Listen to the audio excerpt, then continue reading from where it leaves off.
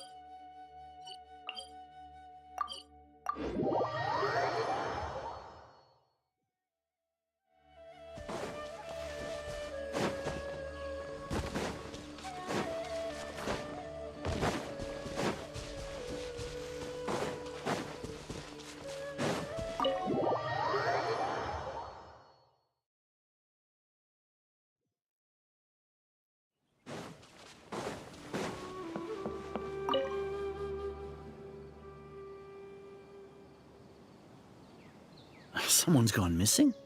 Who? Just as expected. That guy you said a bunch of nice things about earlier? The one you always used to chat with. He's around 20 years old, and you said he was a kind, warm-hearted person? Oh, I know who you're talking about. Really? You remember? There aren't many young people who've earned that kind of praise from me. If you're certain that's what I said, then there's only one person who fits the bill. No doubt about it. But why'd you say he's gone missing? Yeah, I just saw him leave the village. There was someone else with him, too. They couldn't have gone far.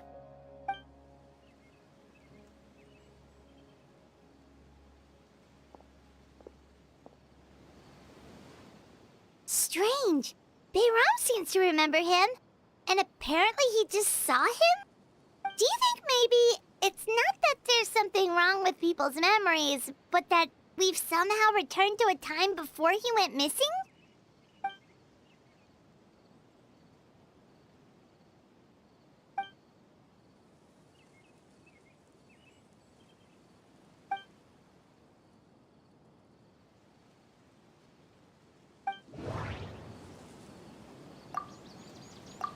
Right!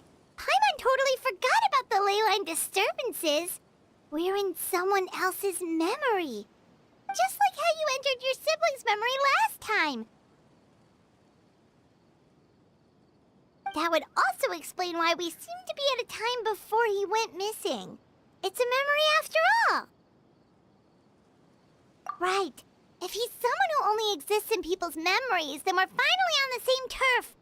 But didn't Bayron just say that he saw him leave the village with someone? Where should we go look for him? Who knows how long this ley line disturbance is gonna last? We might not have that much time, and we don't even know whose memory this is. Good idea! That'll help us narrow things down. We pretty much figured out that the missing villager has the ability to...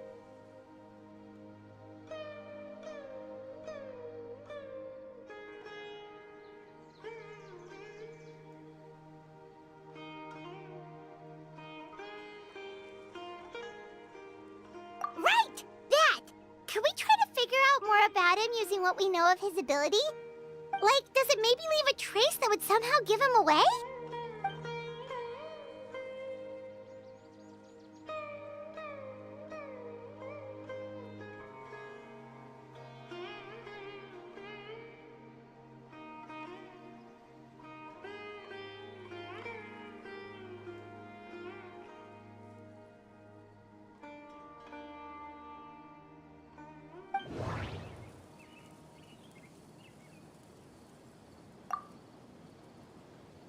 All the memories seem to be set in or near Vimara village. But I'm still not sure if they're restricted to this location.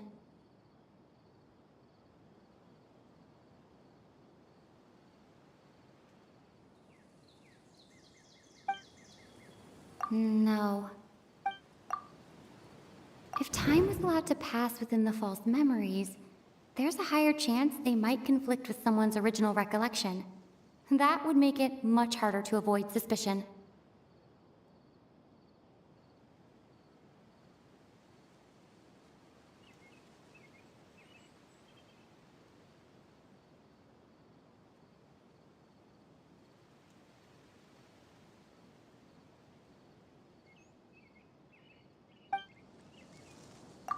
No wonder! All this time and the sky hasn't changed a bit! That must mean time isn't passing! That's the tell of the fake memories! The implanted memories are basically taking place outside of the regular 24 hours of the day. If the memories included the regular passage of time, it would be easy for people to tell that something was off. Like there could be overlap or something. People might start to wonder why they remember doing two different things at the same time of day. That's why he makes sure the memories take place at a specific moment in time rather than over a period of time.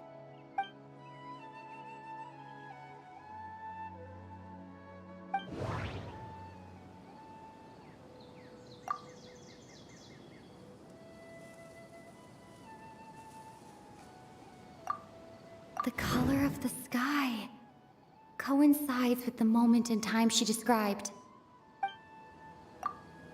Oh, right! That's exactly what Atosa described! Oh, come to think of it, every time we talked, it always seemed to be around dusk, just like right now. Time always passed by really slowly. Even when it felt like we'd been talking for hours, the sun would still be at the same position in the sky. Yep, that has to be it! This is definitely Atosa's memory. Yeah, that's where they'll be!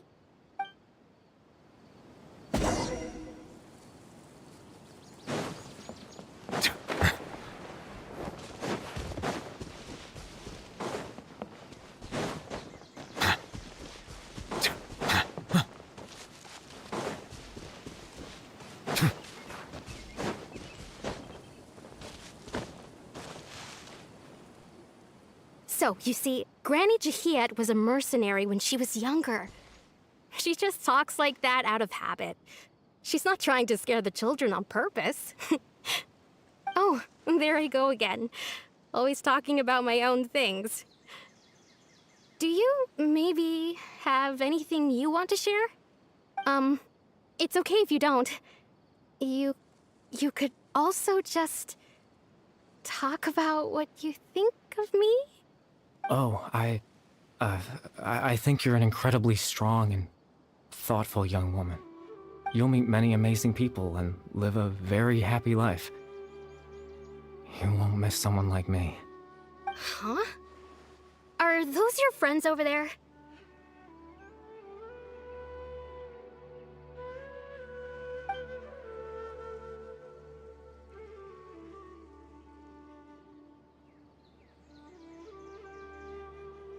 Oh, right! This version of Atosa hasn't met us yet! Friends? I guess you could say that. It must have taken them a lot of effort to find me.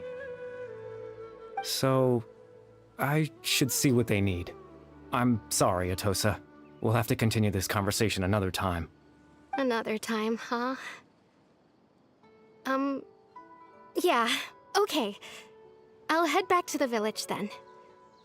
Talk to you some other time.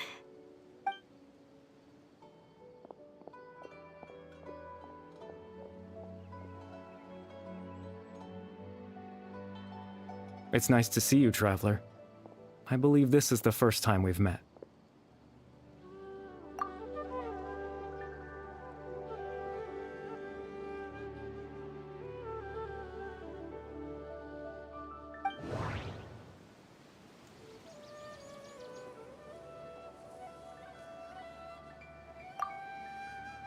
The founder of the Abyss Order. The man who broke the curse of immortality. Born into abject sorrow, He shall now become the Loom of Fate. Dane's brother, one of the 5 sinners of Conria, the one who stole the power of the Abyss. No. You're Caribert Alberic. Oh, you know me? That's quite the surprise. I don't believe I've met you before. Oh, I see. It was the memory, wasn't it? Your sibling's memory. You saw the me from back then. This is Atosa's memory. I came here to say goodbye to her. But I suppose I'll just leave her a message instead. Come, let's find somewhere else to talk.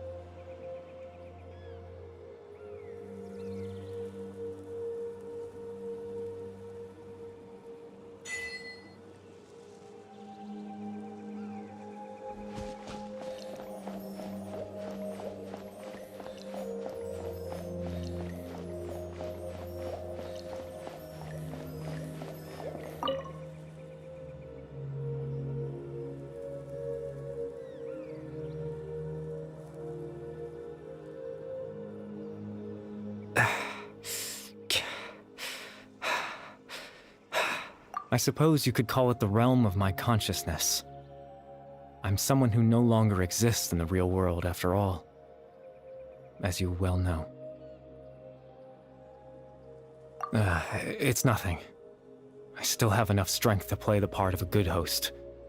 I've always hoped that I'd get the chance to talk to you like this, and now, the time has finally arrived.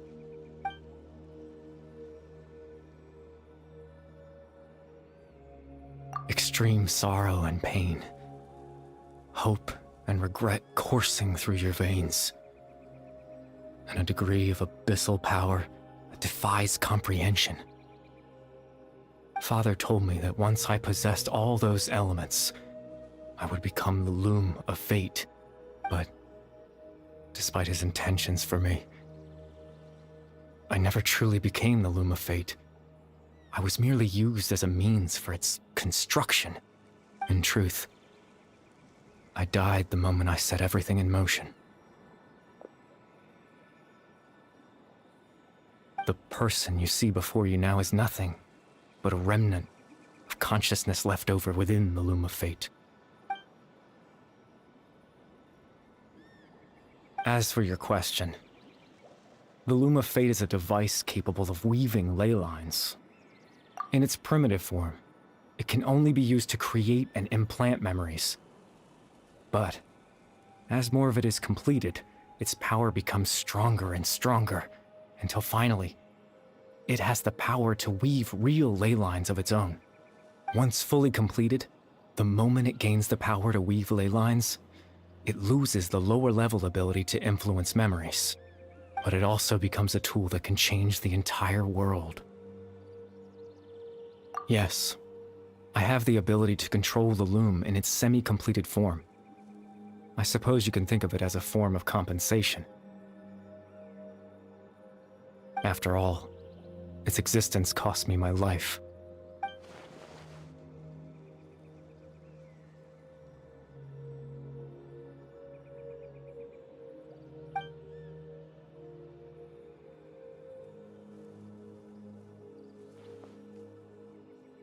Ah, that. I was wrong to implant those memories. I'm sorry I caused so much trouble. Not only for everyone in the village, but for you as well.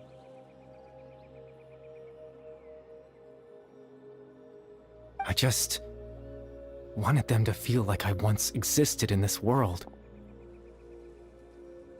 As if I had a chance at life.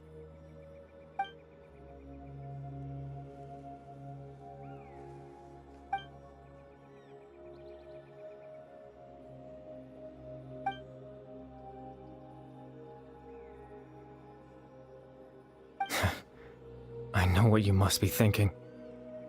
Why would I do something so meaningless?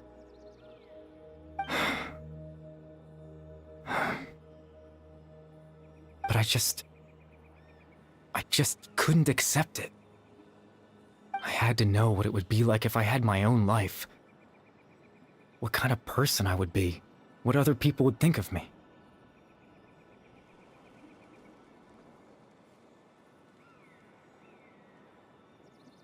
Chief Ahmadiyya, Baram, Granny Jahiyat, Atosa. What would it be like if I could live alongside them? No cataclysm, no curse. Just a quiet life in a peaceful village. I was curious, so I selfishly tried to have my own life. Even if that meant piecing together the version of myself that could have been. One memory at a time. I know it sounds stupid. After all, my life ended a long time ago. Any chance at living was stripped away from me when I was 8 years old. My consciousness left to mature in an illusory world of nothingness. Even the form you see before you was nothing but an invention based on my father's appearance. An imagined version of what I would look like if I had the chance to grow up.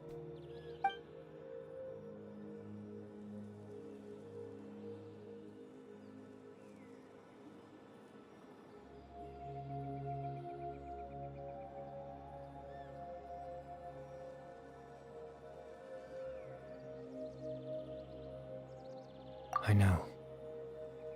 But there's nothing I can do to make them find me. If I could exist in the real world, I would return without a second thought and surprise them with the suddenness of it all. But, well, that's not possible for me.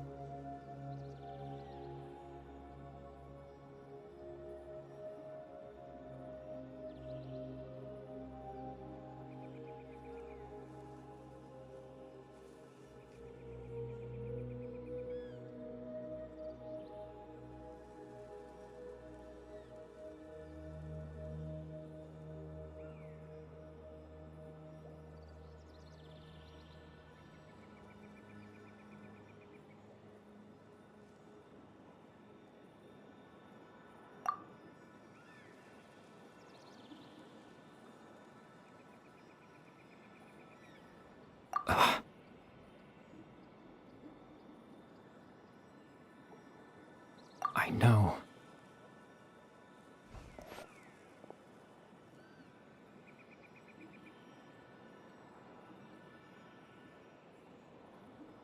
Captain Dainsleif. Twilight's sword, you mean? No need to meet up with him. Things should already be settled on his end. Exactly. As someone who could only exist in people's memories, the fact that I'm able to talk to you in my consciousness like this can only mean one thing. The loom of fate has already been completed.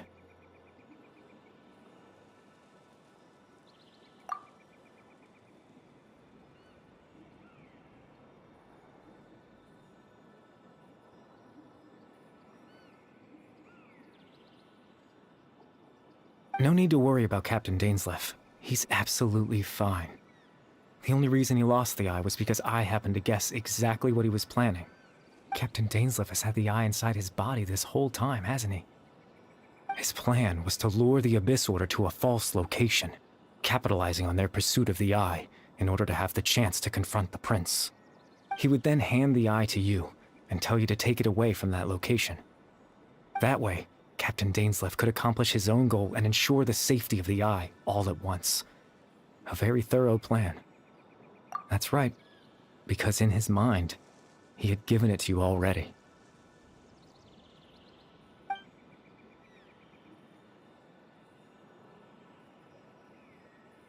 Before you two entered that false location. Traveler, wait.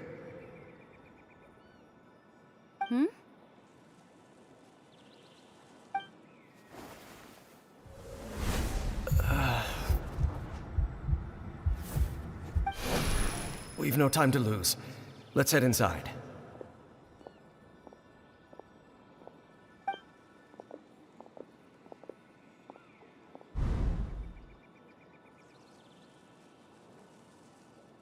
That was when I implanted the memory of him handing you the eye.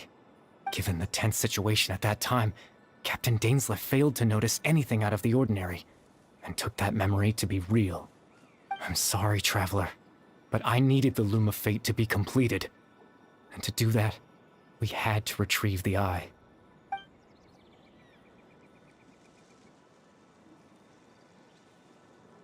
I promise I'm not trying to conceal anything from you, but I truly have no idea what the Prince is planning. Tevat's ley line system is deeply entrenched in the planet. Creating new ley lines can neither replace nor extend the ones that already exist. In the face of everything they could be planning, I fear I'm too insignificant to even get a glimpse of the bigger picture. In any case, I had my own use for the Loom of Fate, and my goal, at least, has been achieved. You remember my father, don't you? Clotar Alberic. I believe you saw him in your sibling's memory. After he used the power of the Abyss to restore consciousness to my hilichurl form, I suffered from an indescribable level of mental anguish. To comfort me, my father told me a story, that this was a fairy tale world where I had to take on the form of a little monster. That story managed to dispel my fears, even if just for a moment. My goal was simple: to use the Loom of Fate in its near-completed form, when its ability to create memories was at its strongest, to implant a specific memory into the minds of the hilichurls. In that memory, I would tell them a story, just like my father did for me. It was a story of fairy tales and love. But more than anything, it was the story of us.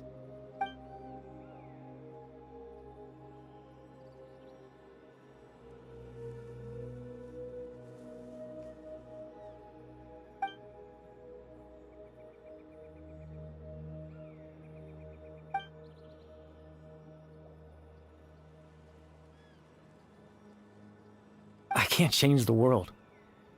Not when I lost the very right to exist within it. Implanting those memories, that was the most worthwhile thing I could offer.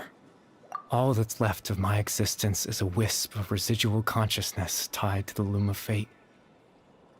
In truth, that trace of my consciousness should have dissipated long ago. My goal was the one thing that allowed me to hold on all this time. But now, the bedtime story is finished. And it's finally time to rest.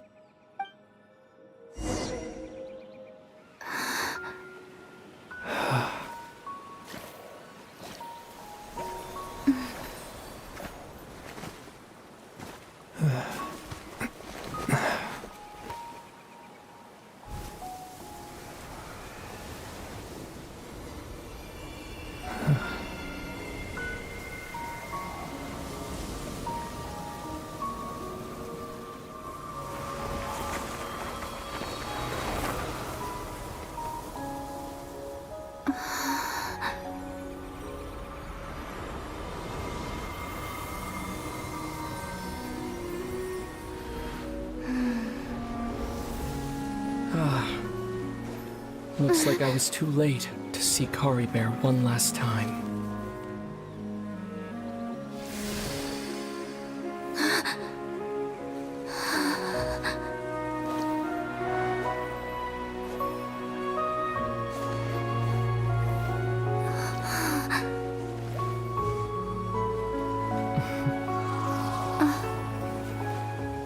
Kari Bear's consciousness is gone, and this space will soon disappear along with it. Neither of us belongs here. That's why we're not tangible. Were that not the case, I'd love to hug you too. Well, how about a conversation?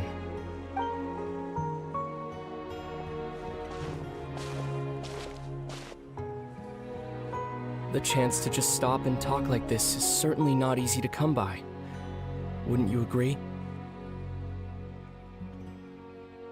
That battle earlier was tough. The one against Dane, I mean. I didn't expect that after everything, he would still hesitate to raise his sword against me.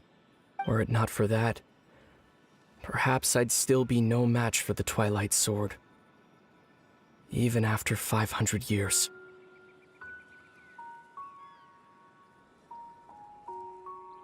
The Loom of Fate, huh?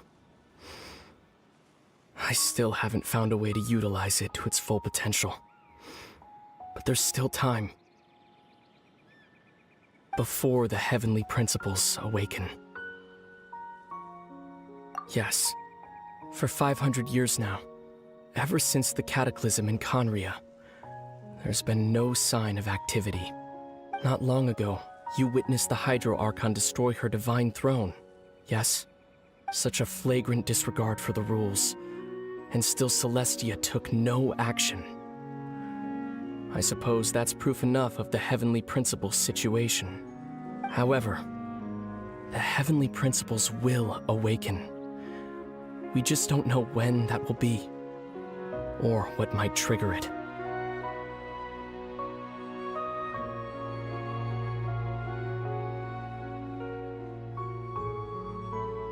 You could say that. Just look at Kari Bear. He was so pure and single-minded. The space we now find ourselves is a perfect representation of who he was. Quiet and peaceful. Even as a hilly churl, seeing the terrible sight within the mirror wasn't enough to taint his spirit. He brought comfort to the people of this world, even though he was denied the very right to be a part of it. So ask yourself this. Who was it that deprived him of that right to exist? Of course, that's only one example. My feelings about the heavenly principles are too complicated to explain in just a few words.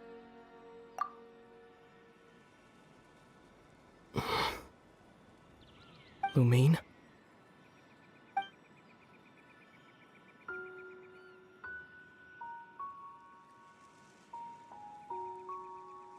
You're the only one in this world who calls me that. There's so much I wanted to ask you. But for some reason, I'm not interested in asking those questions right now. There's just one thing I have to ask. One thing I could never understand. Why? Why can't we continue our journey together?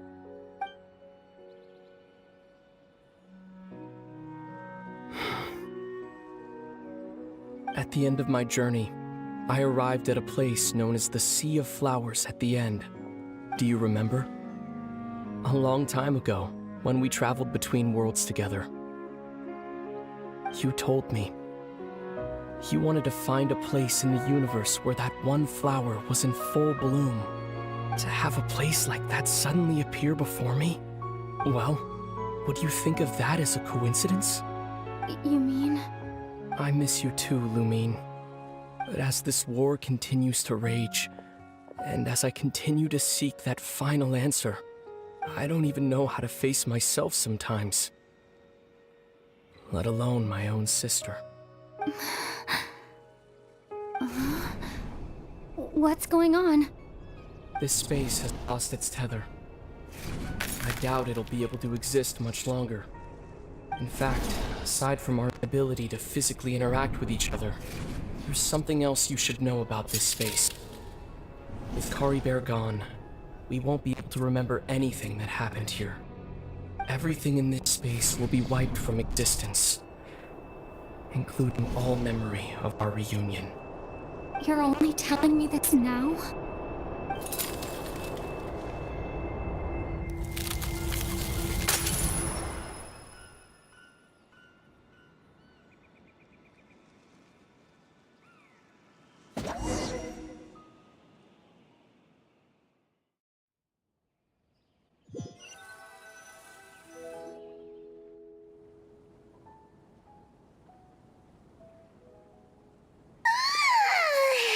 Still so sleepy.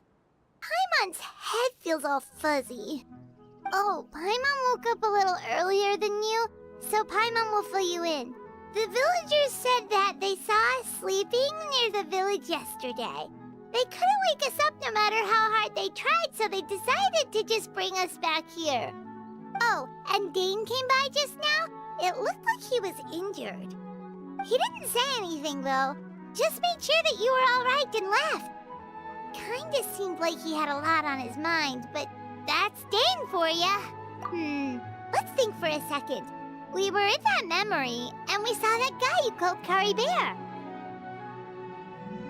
He was the missing villager that we've been trying to find, right? And after that, Paimon doesn't remember what happened. Wait, really? What a score!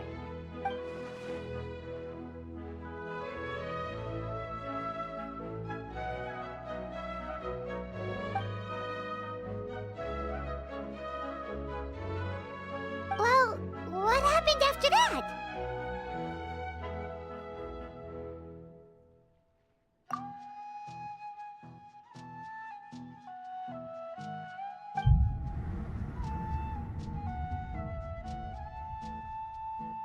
Ah, there you are. Sleep well? Bayram, you sure seem happy. Did something good happen? Something good? Huh. Wasn't anything good or bad, I'd say. It's just that, well, the village organized another search party yesterday. It didn't feel right to leave all the searching to the adventurers. So there we were, searching away, when suddenly this one guy said it all came back to him. According to him, one day around dusk, he was passing by this one tree outside the village, and he saw our missing villager. There he was, sleeping under that tree all by himself. His parents came a little later to wake him up, and they all left together. They looked like quite a happy family, apparently. And after that, well, we all started to feel like that really is what happened. Kind of strange that we forgot all about it for so long.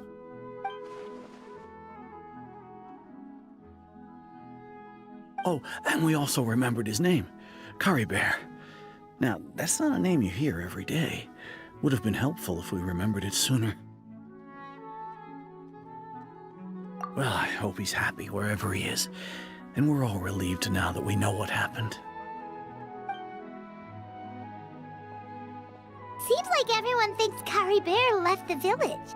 That's probably for the best. At least they have some sort of explanation now.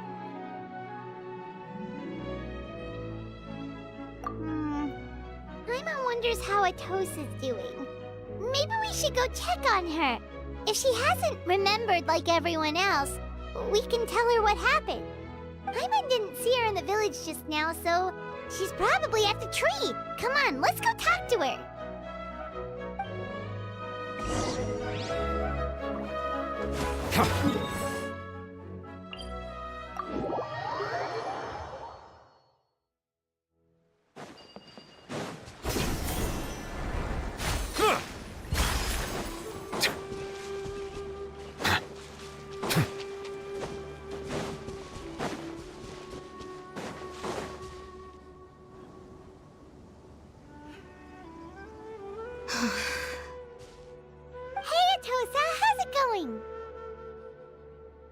Oh, it's you two.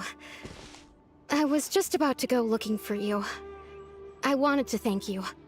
I was part of the search party, so I remember what happened to Kari Bear now. Honestly, I just can't believe I forgot something so important. It's funny, but I have this feeling he told me the same thing. I just can't seem to remember when.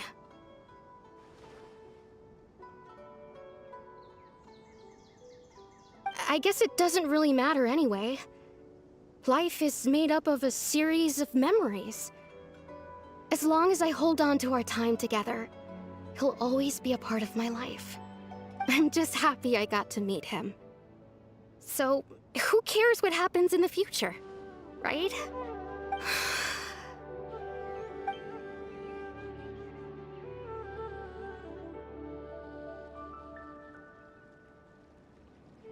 Okay, I'll admit, I'm just putting on a brave face. I was dumped, wasn't I? Otherwise, why would he just leave like that without saying goodbye? You don't need to comfort me. I'll be okay. It's just like Kari Bear said. It's the things we overcome that make life more precious. And you know, if he has a heart, maybe he'll come back and see me one day. Anyway, thanks for all your hard work, you two. I promised I'd help Granny Jahiet with something, so I should head back. Goodbye! Well, that should be it, right? Everyone's lives can go back to normal now. Oh, right! Weren't you about to tell Paimon what happened after your conversation with Kari Bear?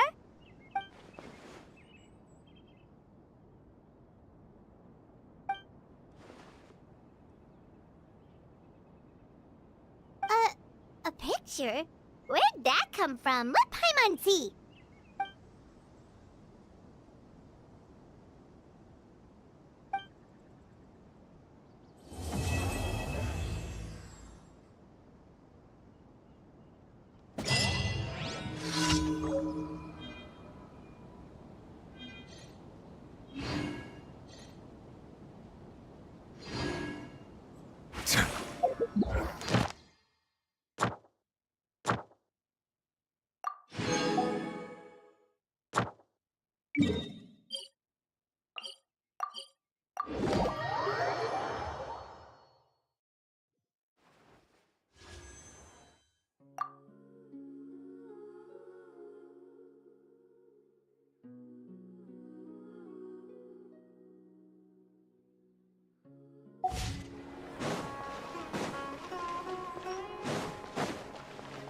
Ad Astra.